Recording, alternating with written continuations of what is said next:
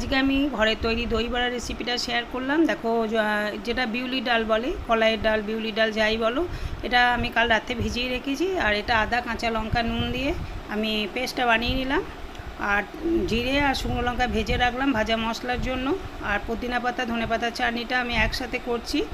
আলাদা করেও ধনে পাতার চাটনি করা আছে, সেটা পরে তোমাদের বলে দেবো। এখানে বিট নুন দিলাম, ধনে পাতা, পুদিনা পাতা, নুন, কাঁচা লঙ্কা, অল্প চিনি আর লেবুর রস দিয়ে কিছুটা আদা দিয়ে আমি এই চাটনিটা তৈরি করে এটাও পাশে সরিয়ে রাখবো।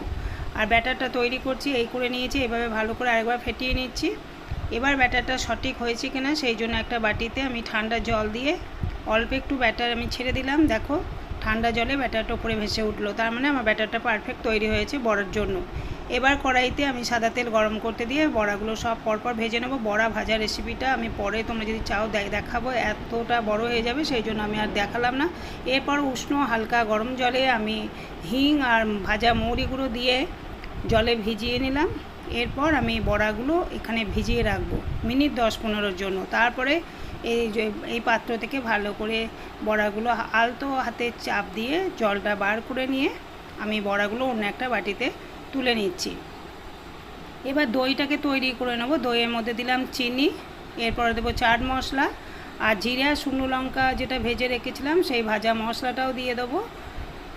আর এই ভাজা মশলাটা দিলাম। এইভাবে দিয়ে ভালো করে দইটা ফেটিয়ে আমি এটাও পাশে সরিয়ে রাখছি। এবার বড়াগুলো অন্য একটা পাত্রে সাজিয়ে নিচ্ছি।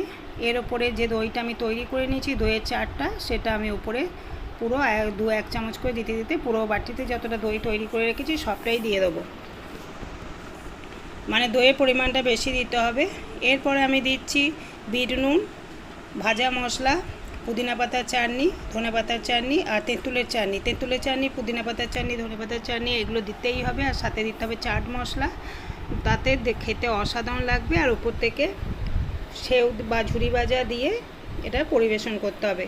এইভাবে আমি এটা সাজিয়ে নিয়ে ফ্রিজে রেখে দেবো মিনিট 20-20 জন্য। আর দইটা আমার এমনি খুবই ঠান্ডা ছিল, দই ঠান্ডা রাখতে হবে, সেই জন্য এটা আমি তৈরি করে ফ্রিজে ঢুকিয়ে দেবো। এটা ছোট বড় সকলের প্রিয় এই খাবারটা, তোমরা বাড়িতে এইভাবে বানাবে। যদি ভিডিও ভালো লাগে লাইক, শেয়ার, কমেন্ট করো, বন্ধুদের শেয়ার করো। আর এই ভিডিওটা যারা আমার নতুন দেখছো, যদি রেসিপি পছন্দ হয় তাহলে আমার সাথে থেকো, এটা আমার একান্ত অনুরোধ। আর যারা অলরেডি আমার পাশে রয়েছো তাদেরকে তো অসংখ্য ধন্যবাদ।